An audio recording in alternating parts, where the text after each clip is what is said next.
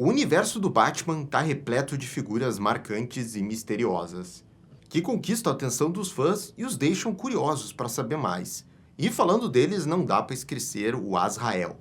Com seu capuz e capa característicos, o personagem sempre foi rodeado de conceitos misteriosos, em todas as mídias que apareceu, seja nos quadrinhos ou até nos games. E sobre todo esse mistério nós vamos descobrir no vídeo de hoje. Isso porque vamos ver então os auges e quedas aí do Azrael ao longo dos anos aí dentro da DC. Vamos ver então resumidamente, né, as características, os momentos mais marcantes aí do Azrael. E tudo que você precisa saber sobre ele. Tudo isso depois da abertura.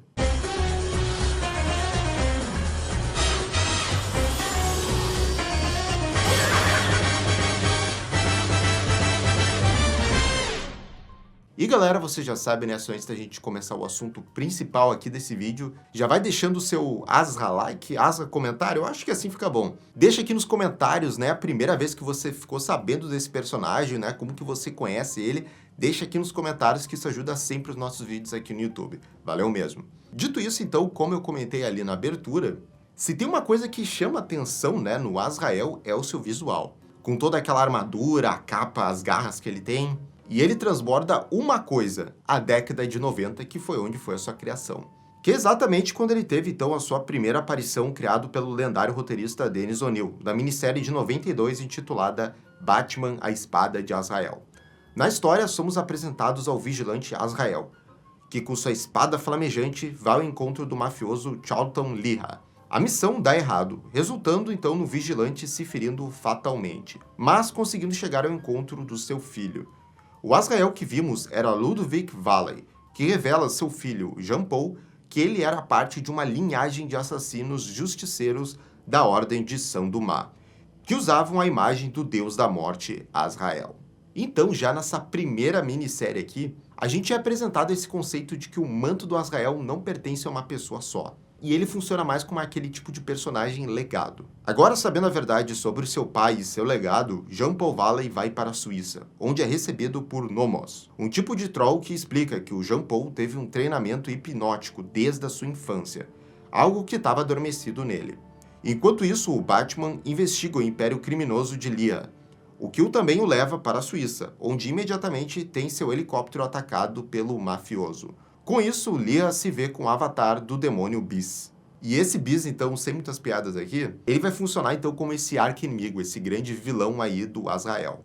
Tanto no nível pessoal, já que foi ele que matou então o pai do Jean Paul, quanto também no nível mitológico, já que foi esse demônio aí que seria então o oposto, né, do anjo Azrael. Jean Paul e Nomaz rapidamente tomam ciência da presença do Batman ali na Suíça, o que resulta no Troll ordenando para que o Jean Paul finalmente tome o manto de Azrael para enfrentar o morcego, já que a Ordem o via como encarnação de um demônio.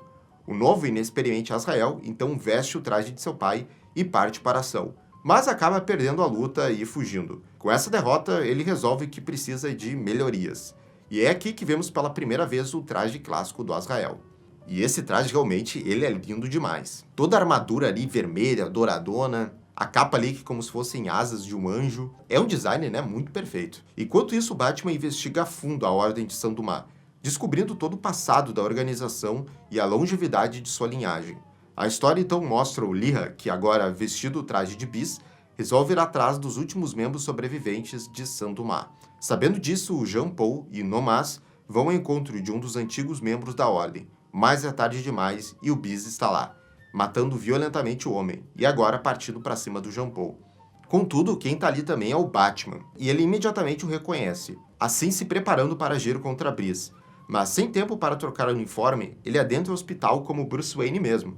Afinal, ninguém na Suíça conheceria um ricão de Gotham. Mas o Bruce acaba sendo pego de surpresa, e com dezenas de líquidos químicos jogados em cima dele, o herói começa a alucinar, assim vendo Bis o que seria sua forma demoníaca verdadeira. O vilão, então, o derrota, mas decide não o matar ainda, assim o capturando e fugindo dali com o Batman. Acontece que o Leha reconhece o Bruce e decidiu deixar vivo para assim roubar a sua fortuna. E logo a gente volta pro Jean Paul, né, que estava bastante ferido depois de ter sido atacado. O Alfred acaba encontrando Nomaz, e assim os dois decidem ir aos cuidados de Jean Paul. O Alfred sabe que vai precisar da ajuda de Azrael para resgatar o Bruce, e assim eles se preparam. O trio consegue rastrear o Bis até uma de suas vítimas, onde, vestindo o uniforme de Batman, o vilão mata mais um dos acólitos de Sandu-Ma.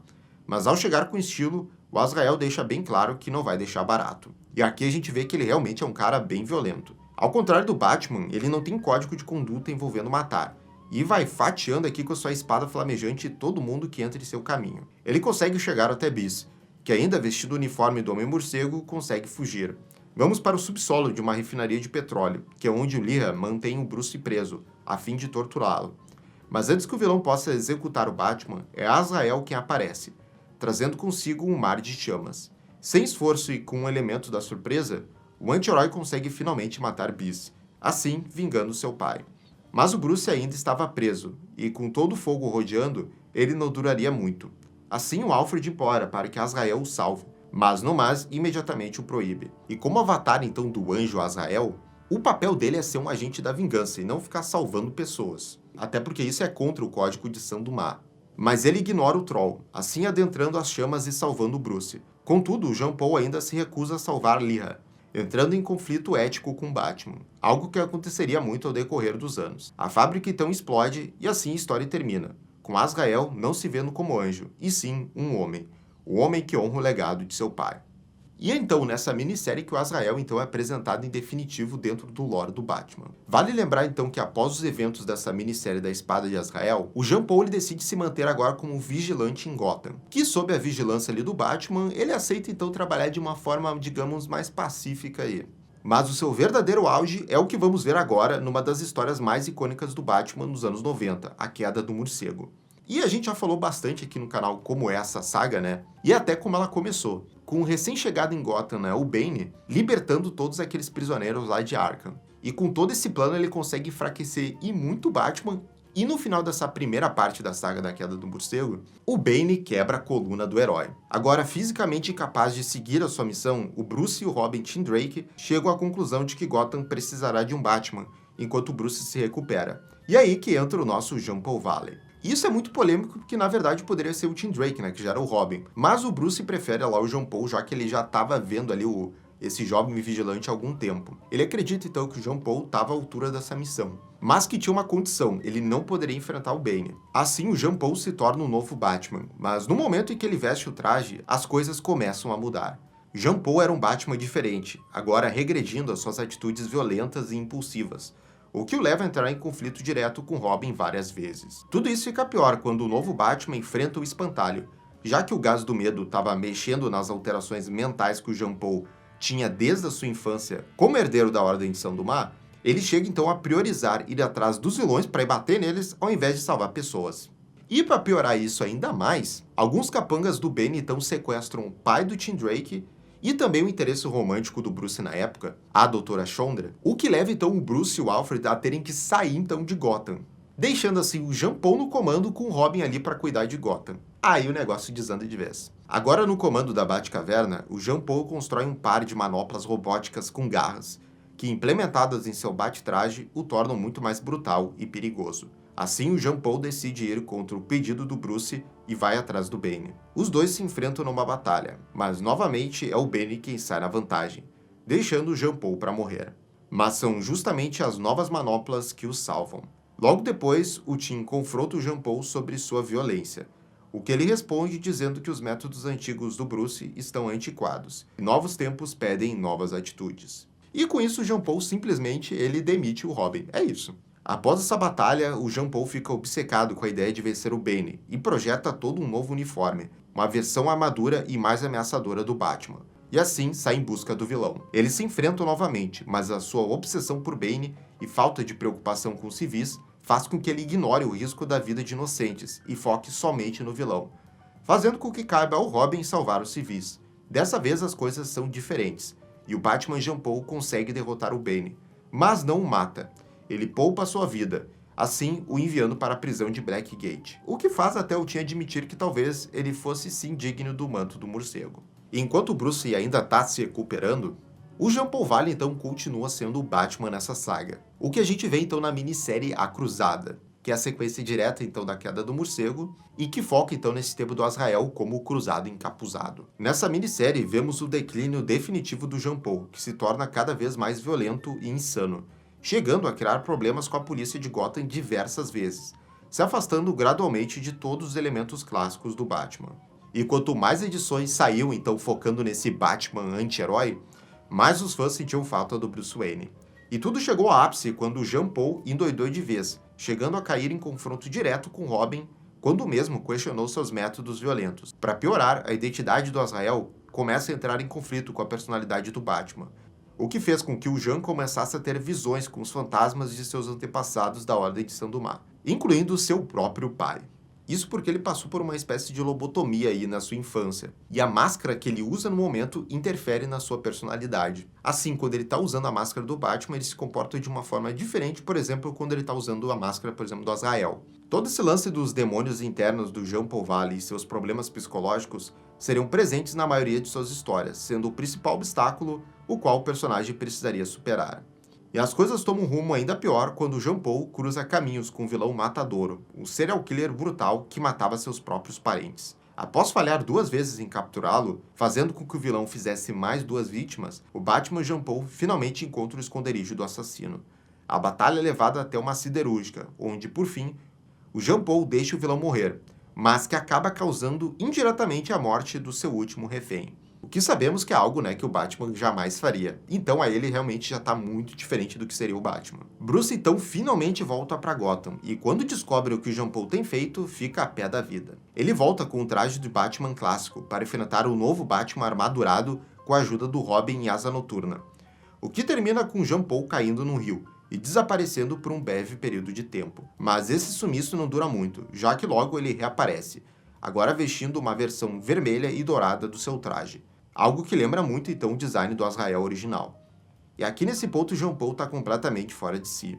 O Bruce reencontra o Jean Paul na mansão Wayne, onde os dois começam uma longa batalha, levando a briga até a Batcaverna. Quanto mais a luta perdura, mais o Jean Paul se mostra mentalmente vulnerável e perdido, cego pela vingança e a violência, o que o Bruce acaba vendo um pouco de si mesmo quando era mais jovem. A luta se prolonga e mais ataques são desferidos de ambas as partes, mas não é com ataques que a batalha se conclui. O Bruce vai até um dos cantos da caverna, o qual Jean Paul não consegue passar, devido à sua grande armadura, que ele retira por completo com exceção do capacete. Mas usando um poderoso canhão de luz que cega o visor da máscara, o Bruce obriga o Jean Paul a removê-la. E é isso que vai finalmente então derrotar o Jean Paul, como eu falei antes do lance da máscara que faz toda a questão da personalidade dele. Assim, o Jean Paul volta à sua verdadeira personalidade, se sentindo como um pequeno garoto com medo do escuro. Ele admite que o Bruce sempre será o Batman definitivo, e se lamenta, dizendo que ele não é nada, o que o Bruce discorda. Os dois saem dali de volta para o jardim da mansão Wayne, onde o Batman perdoa o Jean Paul por tudo que ele fez, dizendo que agora ele terá sua chance para finalmente encontrar quem ele é de verdade. E aqui marca o fim, então, desse período clássico aí, talvez o grande auge do personagem, que foi o Jean Paul Valley como Batman. E o personagem realmente fez muito sucesso entre os leitores, porque é aquele anti-herói lá, malvadão, que era o que a galera curtia nessa época, E até por isso deu oportunidade, então, para o Dennis O'Neil continuar, então, uma série solo do Azrael, chamada, então, de Azrael, onde o personagem volta a ser, veja só, o Azrael. Esse quadrinho de 95 vai explorar as origens de Azrael e da Ordem de Saint-Dumas, mostrando Jean Paul em uma jornada de autoconhecimento. Durante esse percurso, ele forma alianças e inimigos, chegando a enfrentar o seu sucessor, um novo Azrael cuja identidade é desconhecida. Além disso, é nessa minissérie que temos a revelação de que o Jean Paul, assim como outros Azraels que vieram antes dele, foi um bebê criado em laboratório usando genes aprimorados. Todas essas revelações pesadíssimas fazem então o Jean Paul ficar maluquinho de novo. Assim, voltando para Gotham. Azrael voltaria a ter mais participações no universo do Batman no evento crossover Contágio, onde a própria Ordem de Saint-Dumas envia um vírus para Gotham a fim de exterminar a cidade. Aqui o Jean Paul se alia à Bat-família, à procura de uma cura para o tal vírus. Cura essa que ele mesmo encontra e entrega para a cidade, que marcaria o seu maior ato heróico até então. Alinhado à sua mudança para um lado mais comportado, o título da sua revista até chega a ser alterado, indo apenas de Azrael para Azrael, agente do morcego. Durante esse período, somos apresentados ao vilão Scratch, que ao lado de Beast, tomaria o posto de Nêmesis principal de Jean Paul Valley. Algumas edições depois, o Azrael chega a alterar o seu uniforme para um mais heróico e menos ameaçador, seguindo uma linha de design bem parecida com os uniformes da Bat-família, mas que não duraria muito. E aqui, como já deu pra ver, né, o Azrael realmente foi um personagem ali da Bat-família do universo do Batman, bem famoso aí nos anos 90, participando então dos grandes eventos e mega sagas do personagem. O que não foi diferente então na mega saga que também aconteceu nos anos 90, que foram as sagas Cataclisma e Terra de Ninguém, que essa aí todo mundo conhece. E realmente é uma das maiores que o Batman já teve, até literalmente. Porque essa história, ela realmente percorreu aí todos os títulos do Batman, todo mundo que participava desse universo, e durou mais de 80 edições. Na saga, o Azrael se aproxima muito da Batgirl Cassandra Cain, já que os dois se entendiam no sentido de ter uma infância difícil, o que os leva a ter uma relação de irmãos mesmo. Seguindo os eventos dessa mega saga, o Jean Paul continua uma jornada para acabar com a Ordem de Sandumar de uma vez por todas, o que o leva à pequena cidade de Ossaville, a qual ele acaba se tornando seu protetor, usando o antigo castelo construído pela Ordem como a sua nova base de operações. E as histórias, então, do Jean Paul Valley como Azrael, elas vão continuando, então, até o início dos anos 2000, até que a gente chega aqui num momento muito marcante aí pro personagem, a sua morte. Só que não é com uma história muito boa. Na 100ª e última edição de Azrael, Agente do Morcego, Jean Paul se vê perdido. Biz e Scratch, os seus maiores inimigos, resolvem unir forças para atacá-lo, o que resulta no Azrael e Biz lutando no topo de um prédio, até que os dois caem. Imediatamente, o Batman, que estava ali, recebe uma visita do fantasma do Jean Paul, que o diz que tá tudo bem e que ele não tem nada para se culpar, assim se despedindo e caminhando até a luz do céu. Então tá, né? E assim, eu não tô mentindo, é questão de 2 páginas, o Azrael chega na luta, empurra o Biz de lá, cai, morre e aparece como um anjinho ali pra confortar o Batman e ter tipo um epílogo dele. Nesse ponto aqui parece que realmente os roteiristas não sabiam muito bem como continuar as histórias do Azrael. Parecia que já tinham feito tudo com ele. Já que era uma era que não era mais aquela era massa velho, sombria que a DC tava tendo nos quadrinhos, e aí resolveram só descartar ele mesmo. O Jean Paul apareceria mais uma vez na continuidade pré-Flashpoint da DC, agora na HQ A Noite Mais Densa, uma história que envolvia vários personagens mortos da editora voltando aos vivos como Lanternas Negros, que embora apareça aqui com um visual irado de Lanterna Negro, não tem muita importância aqui na trama. Então, por todo esse tempo desde a morte dele até essa pequena aparição aí na Noite Mais Densa, você pode dizer que realmente aqui é a grande queda do personagem. Até que alguns anos depois, um novo Azrael então era introduzido nos quadrinhos. No arco Batman Descanse em Paz, que começa então em 2008, somos apresentados aos 3 fantasmas, que são 3 versões malignas do Homem-Morcego, criadas pelo vilão Simon Hutt. E entre eles, o Bat-Demônio. Ele é Michael Lane, um policial que recebeu lavagem cerebral e um tipo de lobotomia adormecida em sua mente, obra do próprio Dr. Hurt. E aí, em 2009, né, o Azrael recebe aí de novo um novo quadrinho dele. E é justamente então esse Michael Lane que assume o manto, né, do Azrael. E tem o título de Azrael, o Cavaleiro das Trevas da Morte. Na HQ somos introduzidos à Ordem da Pureza, uma pequena organização remanescente da afinada Ordem de Sandumar. Eles se interessam por Michael Lane e, após o estudarem, decidem convocá-lo para ser o novo Azrael. Assim como Jean Paul, o Michael também sofria com seus demônios internos, já que perdeu seu filho num acidente, e sua esposa, que tirou a sua vida após a perda do seu filho. Mas diferente do Jean Paul, que operava com muita tecnologia e gadgets, esse novo Azrael aí, Michael Lane, ele era mais inclinado para o sobrenatural. Ele carrega consigo 2 espadas místicas, a Espada do Pecado, capaz de ferir apenas malfeitores, pecadores, enquanto inofensiva a almas puras, e a Espada da Salvação, que funciona tipo como o olhar da penitência do motoqueiro fantasma, fazendo com que o oponente sinta toda a culpa de seus pecados de uma vez só.